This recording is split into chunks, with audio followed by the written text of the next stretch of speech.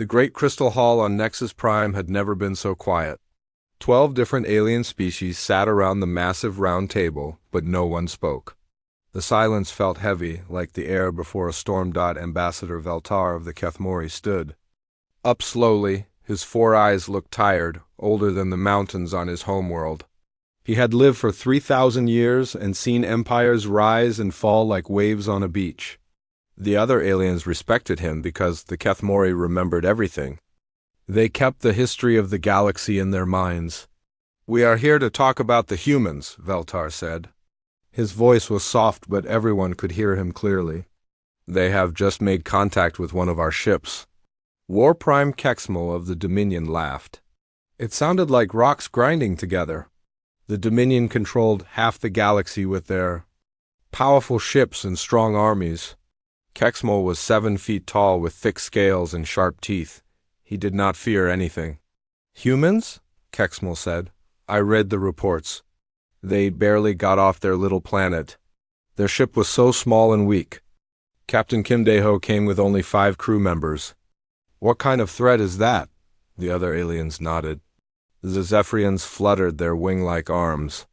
The Altarians clicked their metal claws on the table. Even the peaceful Aquarians seemed to agree. New species always followed the same pattern. When they met the galaxy, they either begged to join, tried to fight, or ran away scared, but Veltar shook his head. "You did not read the full report," he said. Captain Kimdeho did not beg, he did not threaten, he did not run. When he met Captain Thrix of the mining ship, he asked questions. "So what?" said Commander Zixara of the Vorganti. "Questions are not dangerous." He asked about our culture, Veltar continued. He wanted to know how we lived, what we believed, why we traveled the stars. And when Captain Thrix's ship had problems with the power core, the human engineer Park Hanna fixed it. Several aliens made surprise sounds. Power cores were very complex. It took years to learn how to repair them. "She fixed it in 20 minutes, Veltar said. "A problem that our best engineers could not solve for 3 months. She looked at it with fresh eyes and saw what we could not see." Kexmal stood up. His armor made loud clanking sounds. "One smart engineer does not make a species dangerous. The Dominion has conquered 40 worlds. We have ships that can destroy planets. These humans have what? 1 small ship and 5 people? That is exactly why you should fear them," Veltar said quietly. The room became even more quiet. Several aliens leaned forward to hear better. Veltar walked to the center of the room. Above them, a hologram showed the galaxy with all its stars and planets. Different colors showed which areas belonged to which species. "I have seen this before," Veltar said. "Long ago, before most of your species learned to fly between stars, there was another race.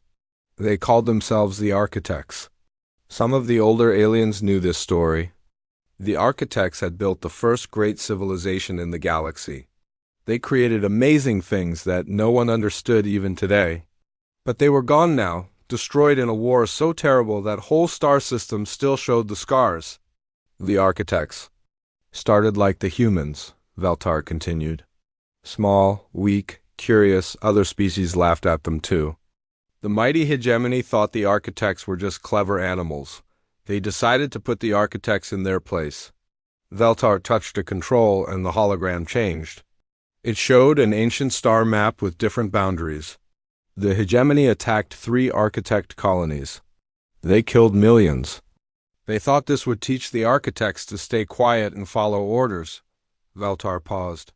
Instead, it taught the Architects something else. "What?" asked Princess Nala of the Crystalline Quartz. Her voice sounded like singing wind chimes. "It taught them that the galaxy was not safe for curious species," Veltar said. "So they decided to make it safe. In 5 years, they turned the hegemony from the greatest empire in history into scattered refugees. The Architects did not just defeat the hegemony. They made it impossible for the hegemony to ever threaten anyone again." Kexmal snorted. "Ancient history, and those Architects are gone now. Whatever they could do, we can do better." "Are you sure?" Veltar asked. "The Architects fought the way their enemies expected. They built bigger ships, stronger weapons, better armor. In the end, that thinking destroyed them and half the galaxy with them. But humans think differently. He touched the control. Again, the hologram showed the meeting between Captain Kimdaho and Captain Thrix. "Watch this," Veltar said. The hologram played the recorded conversation. Captain Thrix was angry because his mining equipment was broken. His crew was worried about meeting quota. The company would punish them if they failed, but Captain Kimdaho did not just offer to help fix the machine. He asked why the mining company set impossible quotas. He suggested ways to make the work easier and safer. When Parkana fixed the power core, she also showed the Thrixian engineers a better way to maintain it. "Do you see?" Veltar asked. They did not just solve the immediate problem. They solved the whole system. That is how humans think. They do not just win battles. They changed the rules that made the battles necessary. Commander Zixara shifted uncomfortably. But they are still just one small species. Even if they are clever, what can they do against our combined might?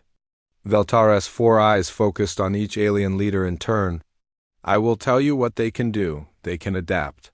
Every species we know has limits. Zephyrians fly but cannot swim. Altarians are strong but cannot bend. Aquarians are wise but move. Slowly, we all have ways we cannot change." He gestured at the hologram showing human cities on Earth. But humans? They live in hot deserts and cold ice. They swim in oceans and climb mountains. They eat plants and meat. They work alone and in groups. They are the only species I have ever seen that has no fixed nature. They become whatever they need to become. That sounds like weakness, Kexmal said. A species that stands for nothing. No, Veltar said firmly. It is the ultimate strength. When you attack humans, you are not fighting what they are. You are fighting what they choose to become. And they will choose to become whatever can defeat you. The alien leaders looked at each other. Some seemed worried now. Others still looked doubtful. Veltar returned to his seat. Captain Kimdaho left Captain Thrix with more than a repaired ship. He left him with new ideas, new hope, and new questions about why things had to be the way they were. In 6 months, Captain Thrix quit the mining company and started his own business with better working conditions. One converted miner does not threaten an empire, Kexmal said, but his voice was less confident now. One converted miner becomes 10. 10 become 100. Hundreds become thousands. Humans do not conquer through force. They conquer through inspiration. They make others want to become better versions of themselves. Veltar stood again. "And when you attack them, you give them the greatest gift possible." "What gift?" asked Princess Nala. "You give them a reason to focus all that creativity, all that adaptability, all that determination on a single goal, stopping you, Veltar's voice became hard as stone. "I have seen what humans do when they are angry. I have studied their history. They do not just defeat their enemies. They make their enemies wish they had never been born." The room fell silent again. Even Kexmal seemed to be thinking. "So what do you suggest?" asked High Counselor Marin of the Trade Federation. "Welcome them," Veltar said simply. "Trade with them, learn from them, let them learn from you. Make them partners, not enemies?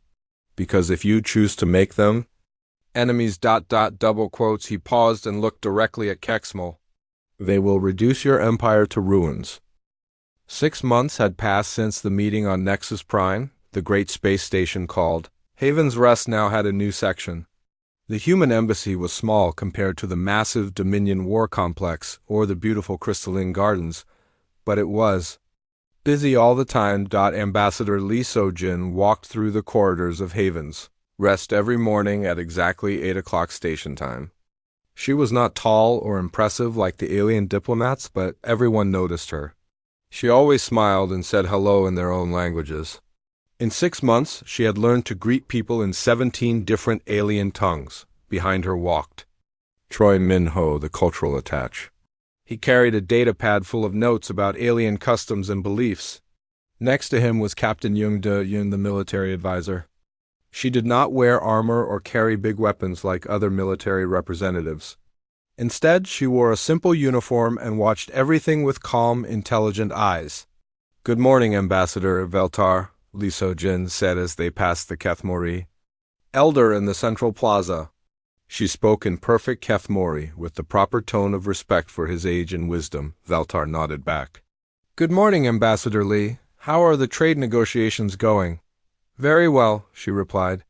"The Aquarians are excited about our water purification technology, and we are learning so much from their bioengineering techniques." Veltar watched the humans continue their morning walk. In 6 months, they had done something no new species had ever done before. They had made friends with everyone. Even species that hated each other would work with the humans. The Dominion War Station was different. War Prime Kexmal stood in his command center looking at reports from his scouts. For months, he had been testing the humans. His ships would accidentally get too close to human trade vessels. His patrols would mistakenly enter human space and demand to search their cargo every time. The humans responded the same way. They would politely point out the error. They would provide the requested information without complaint. They would even offer help if the Dominion ships had any problems. "They are weak," said Sub-Commander Velkrix. "They never fight back. They never even get angry." Kexmal was not so sure. He had been reading reports about human activities across the galaxy. Dr. Wang Subin, a human scientist, had spent 3 months living with the Aquarians. She studied their reproduction cycle and discovered why so many of their eggs were failing to hatch. Her solution saved thousands of Aquarian babies. Engineer Kim Tae-young had worked with the Crystalline Empire for 2 months. The Crystallines were made of living crystal and got their energy from special radiations, but they had problems sending energy to their outer colonies. Kim Tae-young designed new energy conduits that increased their power transmission by 40%. These were not the actions of a weak species. These were the actions of a species that wanted to understand everything. Captain Young-jun sat in her office reviewing the latest incident reports. 3 more Dominion ships had accidentally crossed into human space this week. Each time, they had been more aggressive. The last captain had actually demanded tribute payment for safe passage. Her assistant, Lieutenant Park Suho, looked worried. "Should we file a formal complaint with the Galactic Council?" "Not yet," Young-jun said. "They are testing us. They want to see if we will back down or escalate." She opened a secure communication channel to Earth. Admiral Park Ji-woo appeared on the screen. She was in the Seoul Defense Command Center, surrounded by star charts and tactical displays. "Admiral," Young-jun said, "the Dominion is getting bolder. I think they are preparing for something bigger." "What do you recommend?" Park Ji-woo asked.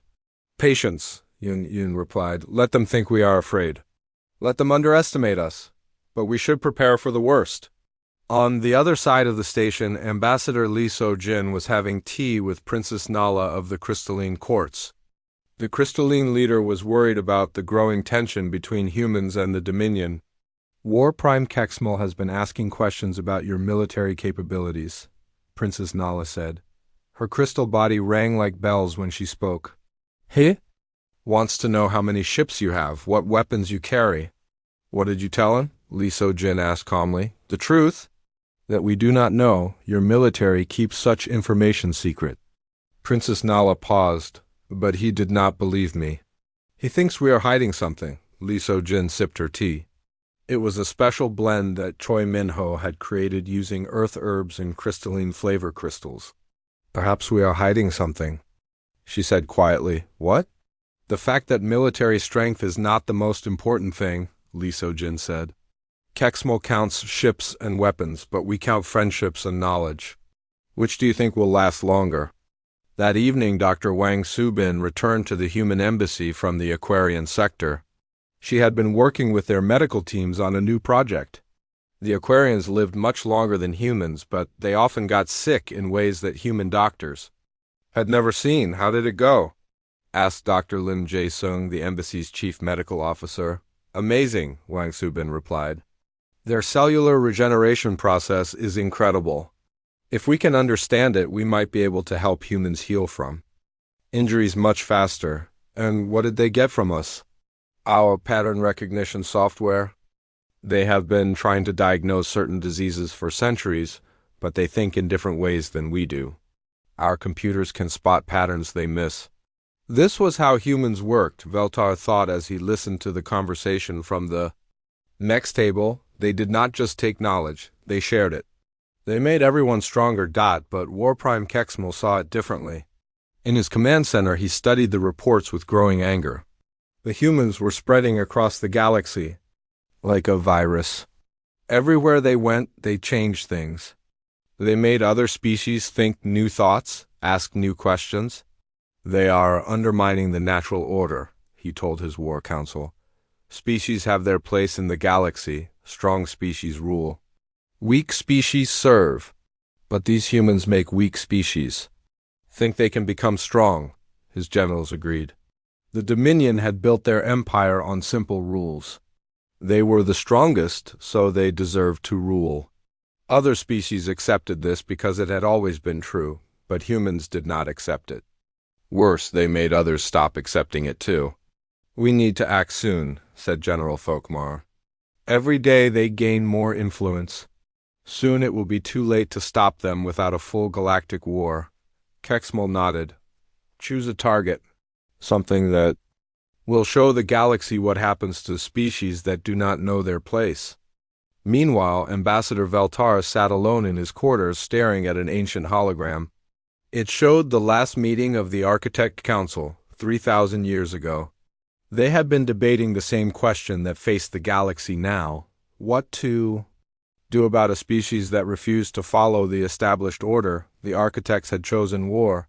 They had believed their superior technology and ancient wisdom would easily defeat any upstart species. They had been wrong. The war that followed had destroyed both the architects and their enemies. Leaving the galaxy empty and broken for 1,000 years, Veltar touched his communication device and sent a message to Ambassador Li So-jin. Be careful. The storm is coming. Li So-jin received the message while she was reviewing trade agreements with Choi Minho. She showed him the warning. What do you think he means? Choi Minho asked. I think War Prime Kexmal has decided that humans are a threat to his empire, she replied. And I think he is going to do something about it. Should we warn Earth?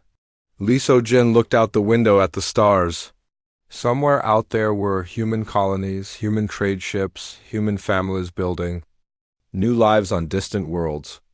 They trusted their government to protect them. Send a message to Admiral Park, she said. Tell her to be ready for anything. But even as she gave the order, Li So-jin knew that being ready might not be enough. The Dominion had ruled the galaxy for centuries.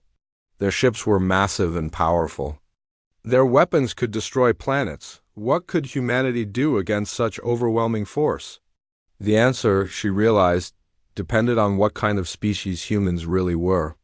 Were they the peaceful explorers and traders they appeared to be? Or were they something else entirely, something that only revealed itself when threatened? Soon, the galaxy would find out. The morning on New Bizin was perfect.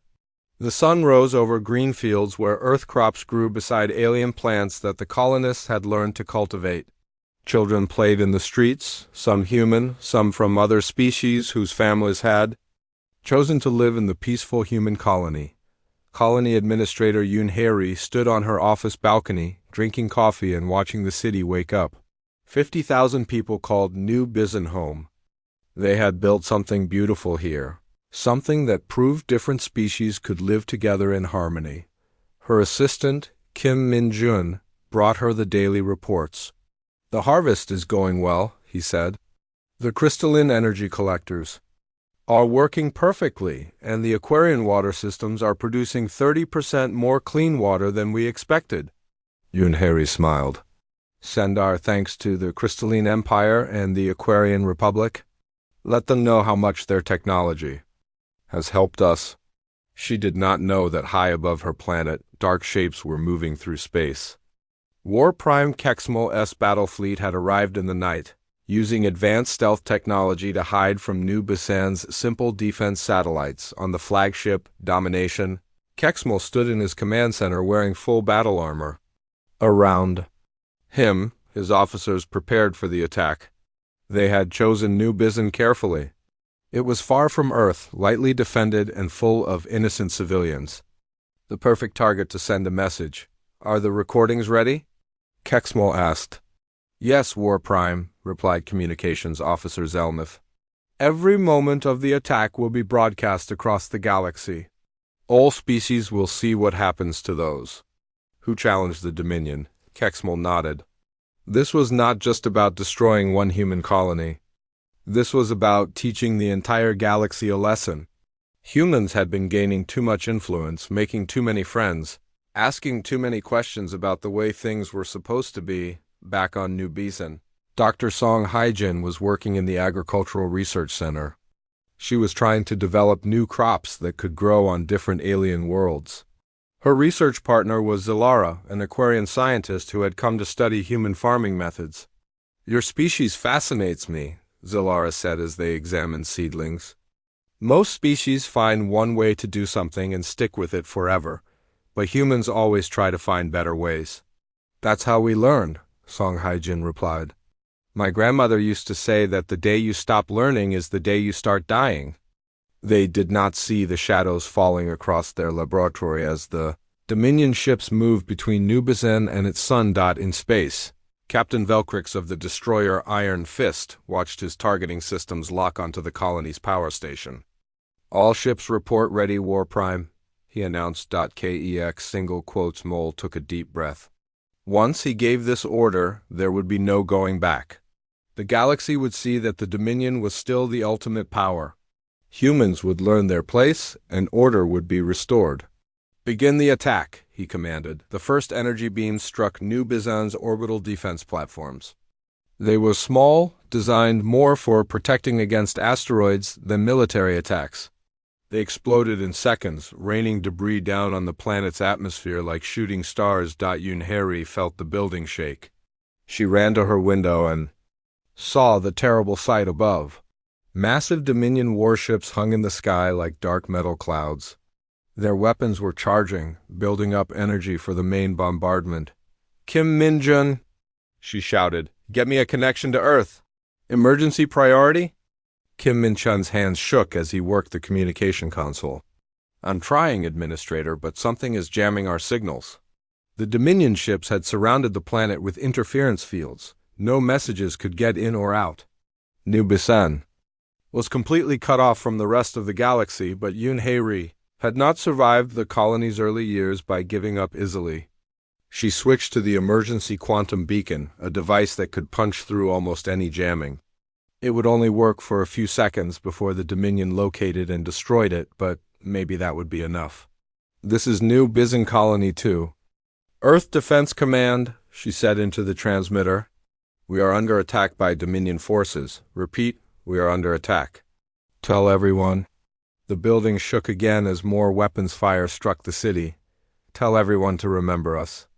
The quantum beacon burned out just as the first main bombardment began. Dr. Song Haijin grabbed Zilara and pulled her under the laboratory's reinforced table as the ceiling began to collapse.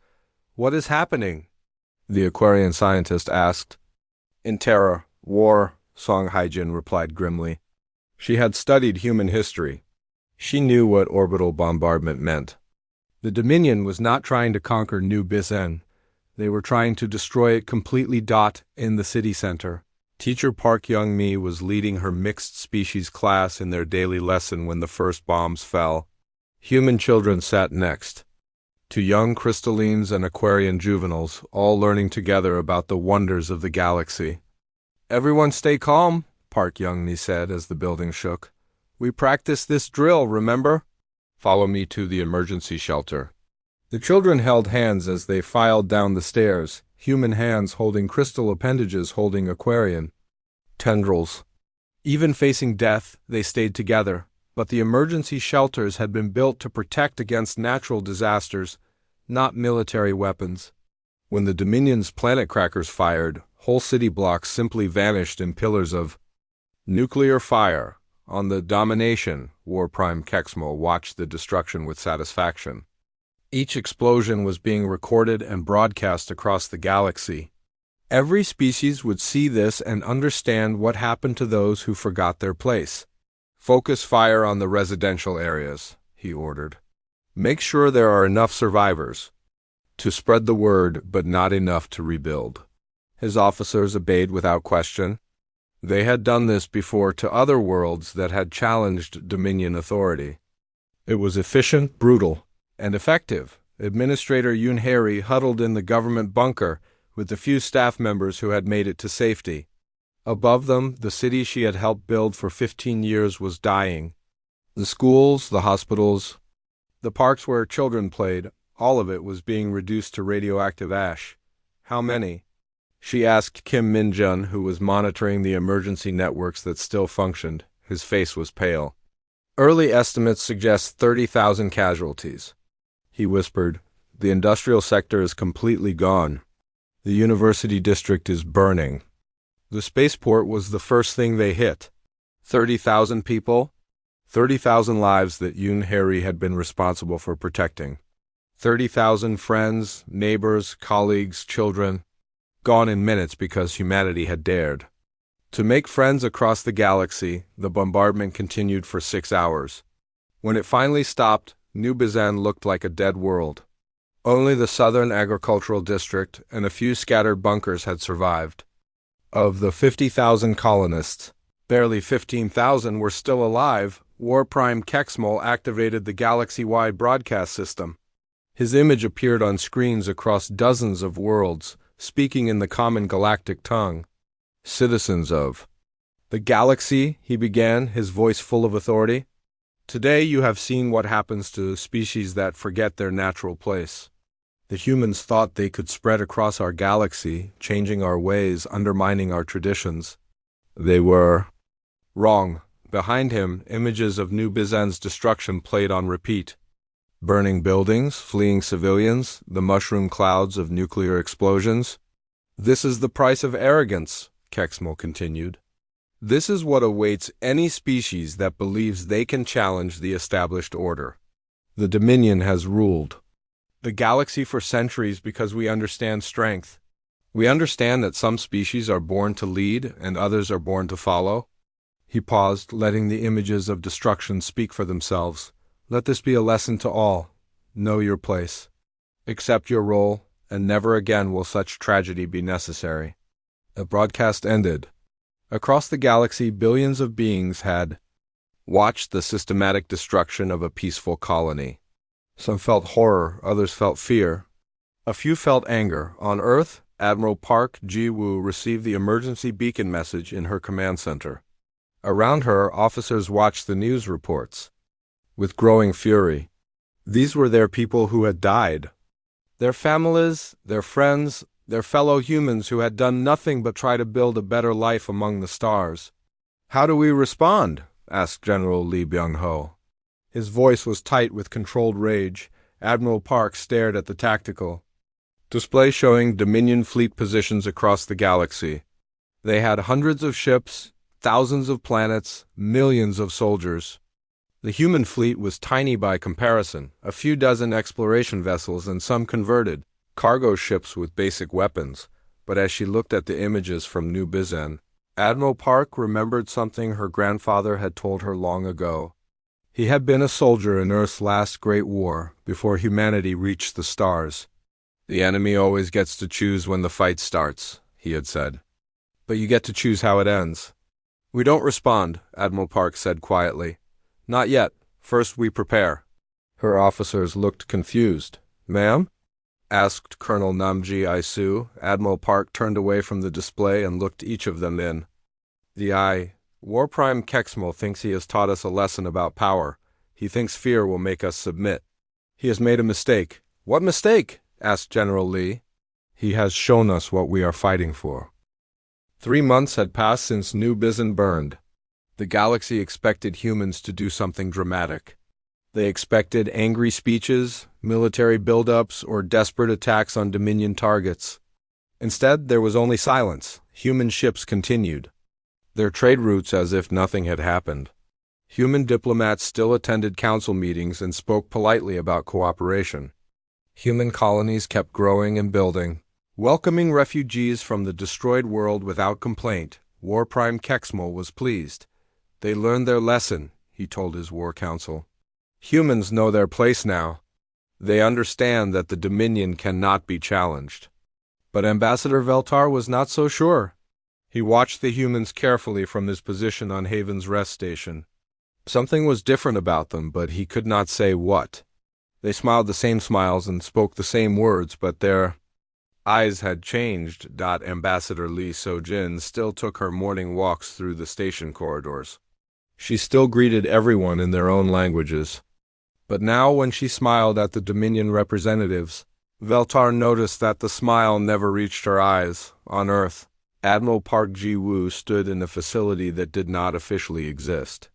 Deep underground, beneath the mountains of Korea, humanity's greatest minds worked on projects that had no names in any official records. "Show me the progress report," she said to Dr. Bae Jin-woo. The facility's chief scientist. Dr. Bae activated a holographic display that showed dozens of research projects. "The quantum manipulation experiments are ahead of schedule," he said. "Dr. Song Mi-young's team has achieved stable micro-wormholes. We can now move matter across vast distances instantly." Admiral Park nodded. "And the defensive applications?" "Dr. Lim Chang-ho's group has developed something remarkable," Dr. Bae continued. "They have found a way to disrupt exotic matter at the quantum level. Any technology that relies on advanced physics simply stops working." This was not the kind of research humanity had done before New Bisan. Before the attack, human scientists had focused on exploration, medicine, and peaceful development. Now, they focused on understanding the fundamental forces that held the galaxy together, and how to break them. Across the galaxy, strange things were happening that no one connected to Earth. A Dominion patrol ship near the Vega system reported that their weapons had mysteriously stopped functioning for several hours. A military base on Kepler 442 experienced power failures that their engineers could not explain. Each incident was small, easily dismissed as equipment malfunction or pilot error. But there were more incidents every week, and they all had one thing in common. They happened near human trade routes. Dr. Song Mi-young worked 18 hours a day in her laboratory. She had once been a peaceful researcher studying how to make faster space travel. Now she designed ways to make space travel impossible for her enemies. "The breakthrough came when we stopped thinking about propulsion as moving through space," she explained to her team. "Instead, we learned to think about it as convincing space to move around us." Her assistant, Dr. Kim Yong-soo, looked confused. "I don't understand the difference," Dr. Song smiled grimly. "Space is not empty. It is full of quantum fields and exotic particles. Every piece of advanced technology in the galaxy depends on these fields behaving in predictable ways." "But what if we could make them behave unpredictably?" She activated a small device on her workbench. The air around it seemed to shimmer slightly. Then she placed a Dominion weapon scanner next to it, a device they had acquired through diplomatic channels. The scanner flickered and went dark. "The quantum fields in this area now follow different rules," Dr. Song explained. "Rules that make Dominion technology impossible. Their weapons think matter should behave one way, but matter is now behaving differently." Meanwhile, Captain Oh Sung-min trained a new kind of soldier in hidden facilities across human space. These were not the warriors of old Earth who fought with strength and courage. These were scientist soldiers who understood that the greatest weapon was knowledge. "Forget everything you know about warfare," he told his trainees. "The Dominion expects us to build bigger ships and stronger guns. Instead, we will build better ideas." His star pupil was Lieutenant Han So-young, a former engineer who had lost her family on New Bisan. She had volunteered for the program not for revenge, but for something more important, to make sure no other families would suffer the same loss. "How do we fight ships that can destroy planets?" she asked during training. "We don't fight the ships," Captain O replied. "We fight the physics that make the ships possible." In the intelligence division, Director Han Soo-young had been building something more dangerous than any weapon. a complete understanding of Dominion society. Her team had infiltrated their networks, studied their supply chains, and mapped their psychological weaknesses. Their entire empire depends on the belief that they are naturally superior, she reported to Admiral Park. Take away that belief, and the empire falls apart. How do we take it away? Admiral Park asked. By proving it wrong, Han Su-young replied. Not with speeches or propaganda, but with results they cannot deny or explain away. She activated a strategic display that showed the Dominion's territory. Different colors indicated different levels of importance and vulnerability. Their whole military-industrial complex flows through Kepler 442, she continued. 70% of their advanced technology, 40% of their energy production, and 100% of their quantum communication network. If that system fails, their empire becomes a collection of isolated worlds, Admiral Park finished. But Kepler 442 is the most heavily defended system in the galaxy. How do we get close enough to do anything? We don't get close, Han Su-young said with a cold smile. We get invited. While Earth's secret projects advanced, the visible face of humanity remained peaceful and helpful. Human doctors continued to work in alien hospitals. Human engineers continued to solve problems for other species. Human teachers continued to share knowledge with anyone who asked, but now they asked different questions. Dr. Wang Subin, working with the Aquarians, asked about their energy distribution systems. Engineer Kim Tae-young, helping the crystallines, inquired about their quantum communication methods. Teacher Park Young-mi, relocated from destroyed New Bizan, wanted to understand how different species passed information between generations. Each question seemed innocent. Each answer was carefully recorded and sent back to Earth through encrypted channels. Ambassador Veltar began to notice the pattern. They are not just learning about our cultures anymore, he told Princess Nala during one of their private meetings. They are learning about our infrastructure, our dependencies, our weaknesses. Surely you are imagining things, Princess Nala replied. Humans are peaceful. They help everyone. Why would they gather such information? Because they are preparing for war, Veltar said quietly. Not the kind of war we expect, but something else entirely. On Haven's rest station, Ambassador Lee So-jin received a coded message from Earth. It contained only 3 words. Phase 1 complete. She deleted the message and continued her daily routine. But that evening she sent her own message to human installations across the galaxy. It was disguised as a routine trade report, but embedded within the commercial data was a single word. Begin. Across human space, sleeper agents who had been building quiet, ordinary lives suddenly became very busy. Dr. Lim Jae-sung, the medical officer on Haven's Rest, began installing undetectable quantum devices in the station's life support systems. Trader Ko Sang-ho started including special components in his cargo shipments to Dominion worlds. Teacher Yonesio began asking her mixed-species students very specific questions about their parents' work. None of these activities seemed connected. None appeared threatening. But together they formed the first stage of something the galaxy had never seen before. A war fought not with weapons, but with physics itself. War Prime Kexmal remained confident. His intelligence reports showed no human military buildup, no aggressive movements, no preparations for retaliation. As far as he could tell, the lesson of New Bizan had been learned. He was wrong. The lesson had been learned, but not the one he intended. Humanity had learned that the galaxy was not safe for peaceful species. They had learned that strength was the only thing the Dominion understood. And they had learned that sometimes, to protect innocent lives, good people had to do terrible things. Admiral Park stood in her command center, surrounded by displays showing the readiness status of projects that officially did not exist. The quantum disruptors were ready. The exotic matter manipulators were ready. The reality alteration devices were ready, but most importantly, the people were ready. Across human space and beyond, thousands of ordinary humans had become something extraordinary. A hidden army of scientists, engineers, and thinkers who would Soon show War Prime Kexmal what happened when you attacked the wrong species. How long until we can begin Phase 2? Admiral Park asked. Dr. Beijin Wu checked his calculations one final time. 72 hours, Admiral. Everything will be in position. Admiral Park nodded. Then, in 72 hours, the Dominion will learn why Ambassador Veltar tried to warn them. Outside, the stars shone peacefully in the Earth sky. But within those distant points of light, the largest empire in galactic history was about. The attack began at exactly midnight, Kepler 442 system time.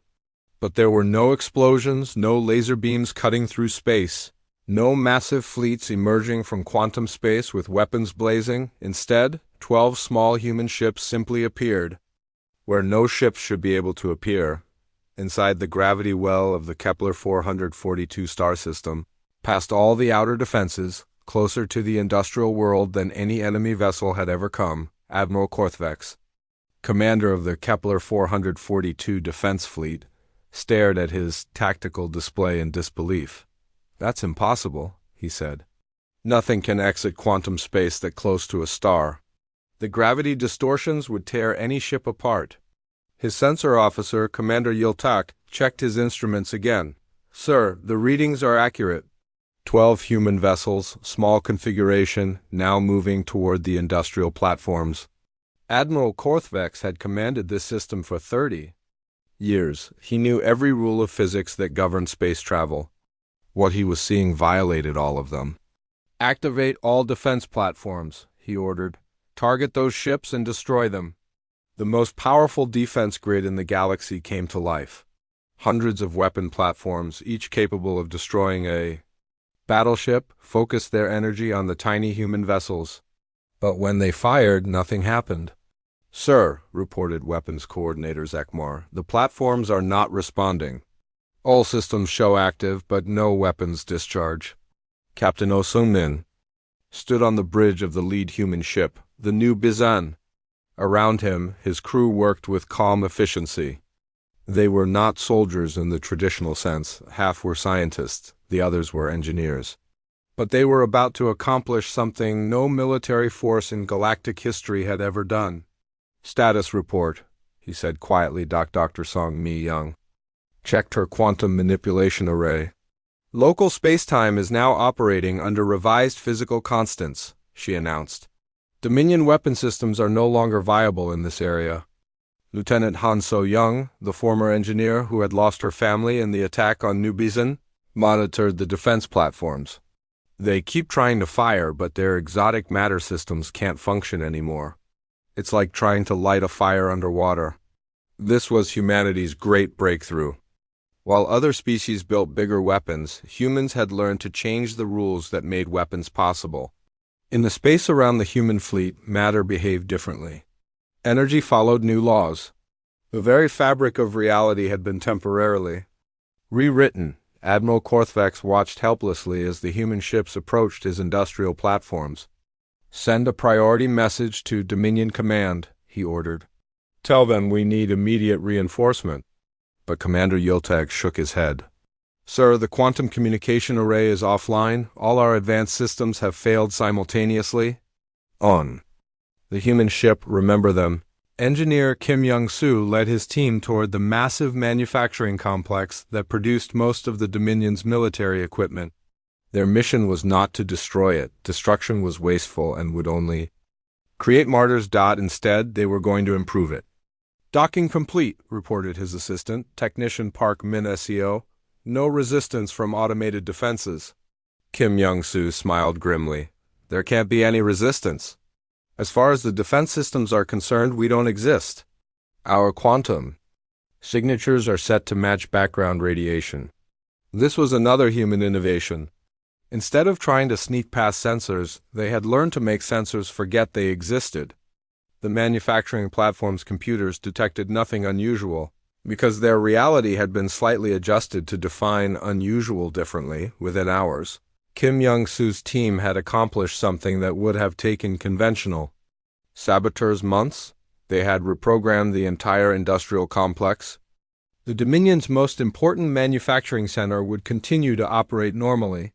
But now it would produce something entirely different. Instead of weapons that could destroy planets, it would create devices that could prevent weapons from working at all. Instead of armor plating for warships, it would manufacture quantum field generators that made warships impossible to operate.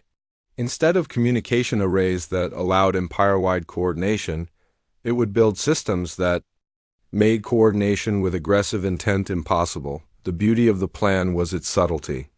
To outside observers, the platforms would appear to be working normally.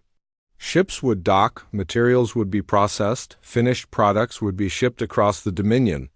But those products would carry something unexpected, the seeds of the Empire's technological obsolescence. War Prime Kexmal was in his personal chambers when the first reports arrived. His aide, Sub-Commander Velkrix, brought news that made no sense. Sir, we are receiving confused reports from across the Empire. Ships are reporting weapon failures, but technical inspection shows nothing wrong.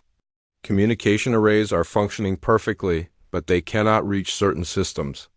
Power cores are operating at full capacity, but somehow not providing energy to critical systems. Kexmal stood up, his massive frame casting shadows across the room. Sabotage?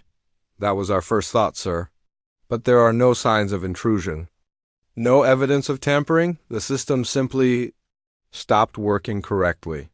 What Velkrix did not understand was that the human assault had been designed to be invisible. Dr. Lim Chang Ho's quantum disruption technology did not break machines. It made machines forget how to work. The devices still functioned perfectly, but they functioned according to new physical laws that made their original purposes impossible.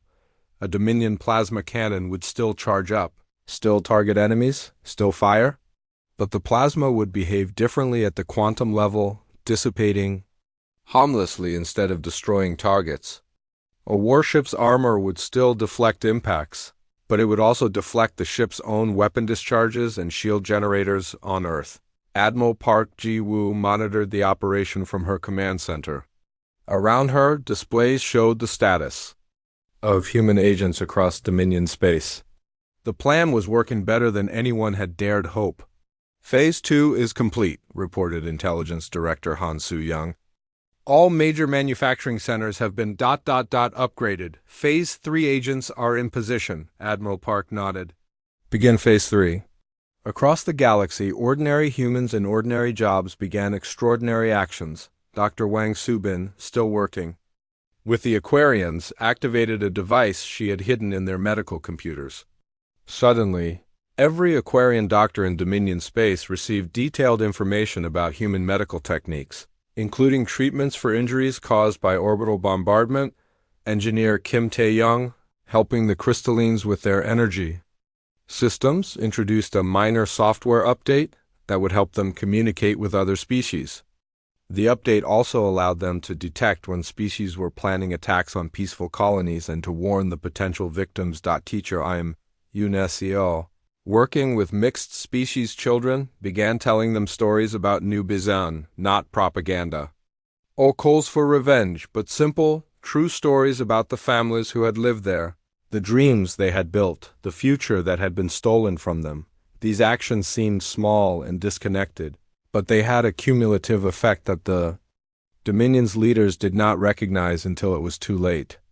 Every species in the galaxy began receiving information that the Dominion had tried to suppress. Every world learned about technologies that could make them independent of Dominion control. Every population discovered that they had alternatives to accepting the natural order that Kexmal preached. The psychological warfare was as devastating as the technological attack. For centuries, the Dominion had maintained control through the belief that they were naturally superior, that resistance was futile, that other species needed their protection and guidance. But now, ordinary citizens across the Empire began asking uncomfortable questions. If the Dominion was so advanced, why couldn't they make their own weapons work? If they were so powerful, why were tiny human ships able to appear anywhere they wanted? If they were the rightful rulers of the galaxy, why did they need to destroy peaceful colonies to maintain their authority? War Prime Kexmal stood in his command center. surrounded by reports of system failures, communication breakdowns, and equipment malfunctions. His mighty empire was falling apart, but not from enemy attacks, from its own inability to function. How is this possible? He demanded. We have the largest fleet in the galaxy. We have weapons that can crack planets. We have ruled space for 1,000 years. Admiral Korthvex, who had witnessed the impossible human attack on Kepler 442, provided the answer that Kexmal did not want to hear. Sir, I believe the humans have developed technology that operates outside our understanding of physics. They are not fighting us with superior weapons. They are fighting us with superior science. Kexmal's rage shook the command center. Science, physics, these are just words. Power is what matters. Strength is what counts. But even as he spoke, his own flagship was experiencing technical difficulties. The navigation system could not plot courses to human colonies. Every time it tried, the computers would lock up. The weapons array could charge and target, but somehow never managed to fire at human vessels. Even the life support systems had developed quirks that made aggressive action uncomfortable while leaving peaceful activities unaffected. Across the Dominion, similar problems multiplied exponentially. The emergency session of the Galactic Council was unlike any in recorded history. Representatives from 12 species sat around the Great Crystal Table on Nexus Prime, but the atmosphere was completely different from their last meeting about humanity. War Prime Kexmal entered the chamber not in his ceremonial battle armor, but wearing simple civilian clothes. His massive battleship, the pride of the Dominion fleet, had been unable to make the journey.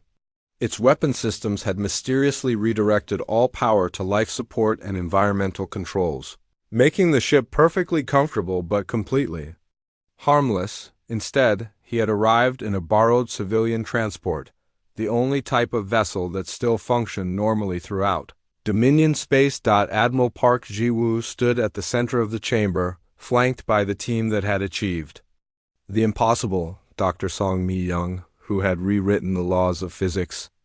Engineer Kim Young-soo, who had reprogrammed an Empire's industrial base. Lieutenant Han So-young, who had turned the Dominion's strength against itself. Intelligence Director Han Soo-young, who had understood that the greatest victory was not defeating your enemy, but helping them defeat themselves. Honored representatives, Admiral Park began, her voice calm and professional, we are here to discuss the recent technical difficulties experienced by the Dominion military forces.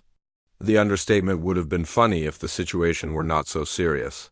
In 72 hours, the galaxy's most powerful empire had been reduced to complete military impotence without a single shot being fired in anger. Princess Nala of the Crystalline Court spoke first, her crystal voice ringing with amazement. Admiral Park, our scientists have been studying the phenomena occurring in Dominion space.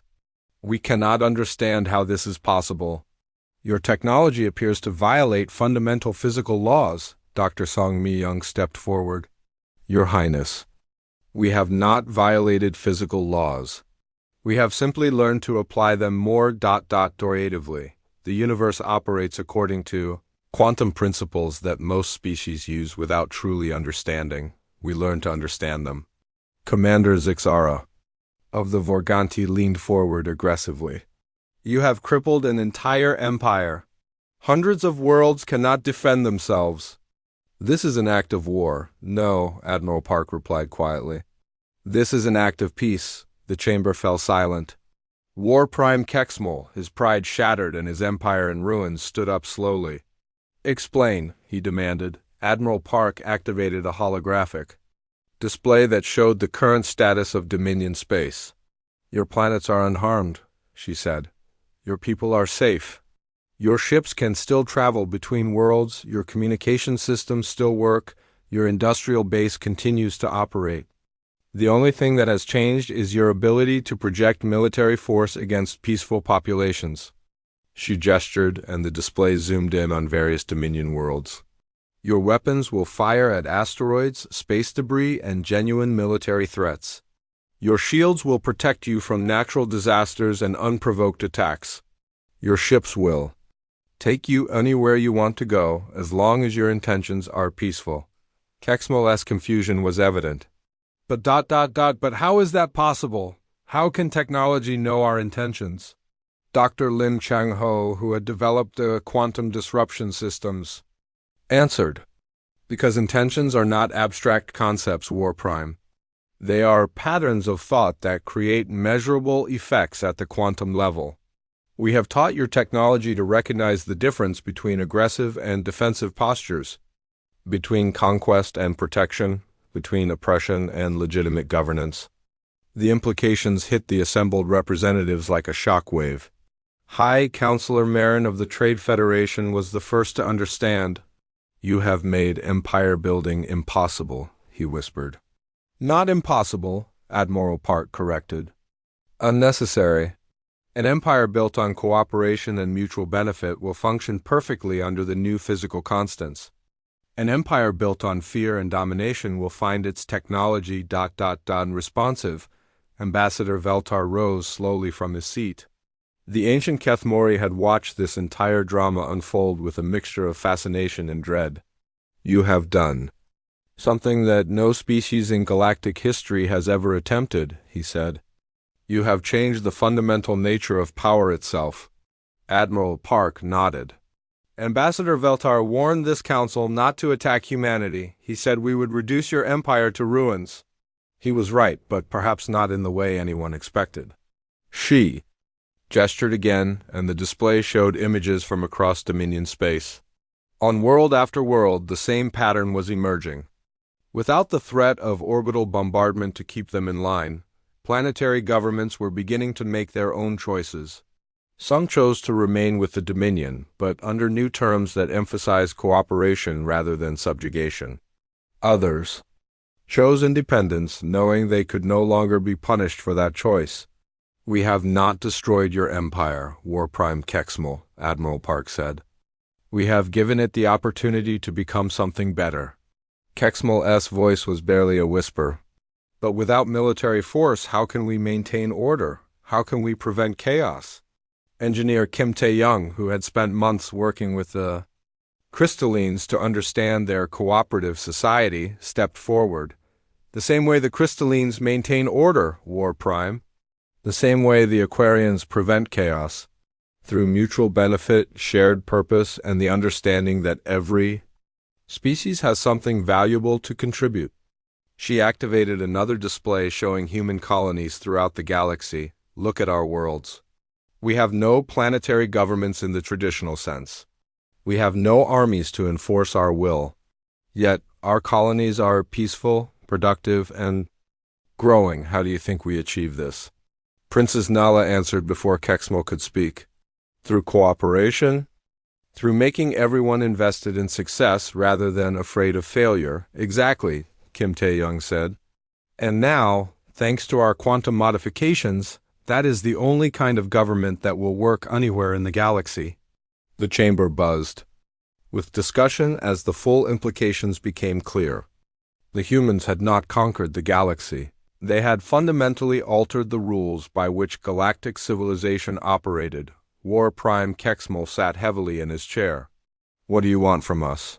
He asked, his voice defeated Admiral Park's expression. Softened slightly. We want what we have always wanted, War Prime. We want to explore the galaxy, learn from other species, and build something beautiful together. We want to make sure that no other world suffers the fate of New Beeson. She paused, looking around the chamber at each representative in turn. But we also want to offer you something that no conqueror in galactic history has ever offered. What? Kexmol asked suspiciously. Partnership, Admiral Park said simply. Your empire has infrastructure, resources, and organizational experience that the galaxy needs. Our technology has eliminated your ability to use that power for oppression, but it has not eliminated your ability to use it for good, Dr. Song. Mi-young activated a new display showing proposed joint projects.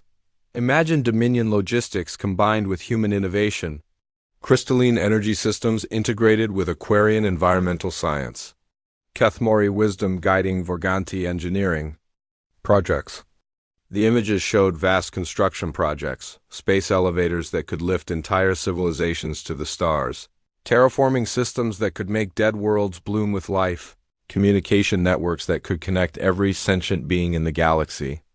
"This is what we could build together," Dr. Song continued. "Not an empire based on fear, but a civilization based on wonder."